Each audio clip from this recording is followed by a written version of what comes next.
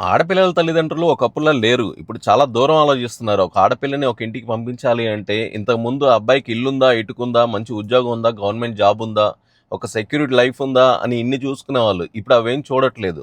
వాళ్ళు చూసే first priority ఏంటంటే, అబ్బాయి హెల్త్ కండిషన్ ఎలా ఉంది? అబ్బాయి పేరు మీద ఏమైనా బ్యాంక్ లోన్స్ ఉన్నాయా? సిబిల్ స్కోర్ ఎంతుంది?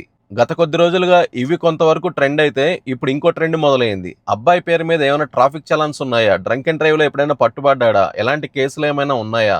లేదు ఓవర్ స్పీడింగ్‌తో ఎవరైనా హిట్ అండ్ రన్ చేశాడా? లేదు ఓవర్ స్పీడింగ్ చలాన్స్ ఏమైనా ఉన్నాయా? ట్రెండ్ మారిపోతుంది. ఎప్పటికప్పుడు ఆడపిల్లనిచ్చే తల్లిదండ్రుల ఆలోచన విధానం చాలా మారిపోతుంది.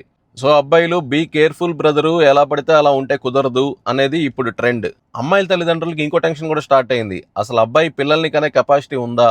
అబ్బాయి సంసారం సరిగ్గా చేయగలడా అనే టెస్టులు కూడా చేస్తున్నారు. దీనికి కారణం లేకపోలేదు. ఎందుకంటే వాళ్ళు most of the time laptops మీదే వర్క్ చేయడం, ఎక్కువగా వైఫై సరౌండింగ్స్‌లో ఉండడం, ఎక్కువగా మొబైల్ యూజ్ చేయడం ఇవన్నీ కూడా కారణాలే. మరి అమ్మాయిల్లో ఏ డిఫెక్టివ్స్ ఉండవా అనంటే, అమ్మాయిల్లో కూడా డ్రింక్ చేసేవాళ్ళున్నారు, స్మోక్ చేసేవాళ్ళున్నారు, పబ్ కల్చర్‌కి అలవాటైన వాళ్ళు కూడా ఉన్నారు.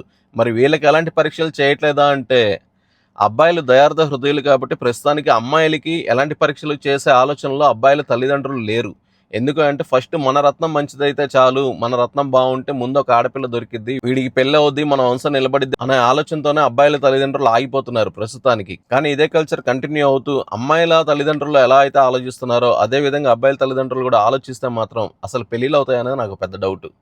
ఈ విషయం మీద మీకు ఏమనిపిస్తుందో మీ ఒపీనియన్ కమెంట్ రూపంలో తెలియజేయండి. వీడియో నచ్చితే లైక్ చేయండి, షేర్ చేయండి, ఛానల్ సబ్స్క్రైబ్ చేసుకోండి. Thank you. జై హింద్.